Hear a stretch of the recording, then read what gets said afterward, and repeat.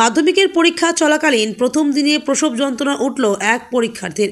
প্রশাসনের তৎপরতায় তড়িঘড়ি নিয়ে যাওয়া হলো হাসপাতালে।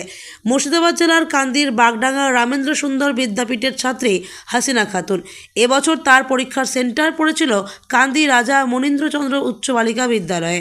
বাংলা পরীক্ষা চলাকালীনই হঠাৎই তার প্রসব যন্ত্রণা ওঠে। বিষয়টি জানানো হয় স্কুল কর্তৃপক্ষকে। তারপরেই কান্দি থানার পুলিশ ও প্রশাসনের হস্তক্ষেপে তড়িঘড়ি কান্দি মহকুমা হাসপাতালে ভর্তি করানো হয়েছে চিকিৎসার জন্য। কান্দি মহকুমা হাসপাতালে বসেই মাধ্যমিকের বাংলা পরীক্ষা দেবেন ওই ছাত্রী বলেই জানা গিয়েছে। পরিবার সূত্রে জানা গিয়েছে, কান্দির বাগডাঙ্গা নিবাসী আসের শেখ তার কন্যা হাসিনা খাতুন। গত 1 বছর আগে কান্দির নপাড়া গ্রামে বিয়ে হয়। বর্তমানে ওই পরীক্ষার্থী 9 মাসের অন্তঃসত্ত্বা। ফলে সোমবার পরীক্ষা চলাকালীন তার প্রসব যন্ত্রণা উঠলে তড়িঘড়ি নিয়ে যাওয়া হয় হাসপাতালে। তবে হাসপাতালে নিয়ে যাওয়া হয়ে প্রশাসনের ভূমিকাতে খুশি পরিবার।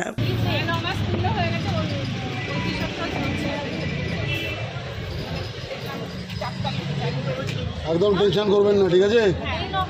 আপনি সামনে বসতে পারেন, আপনি চাইলে সামনে বসতে পারেন, আপনি সামনে বসুন। আমার গাড়িটা করতে ঠিক আছে, ঠিক আছে, ঠিক আছে। হ্যাঁ হ্যাঁ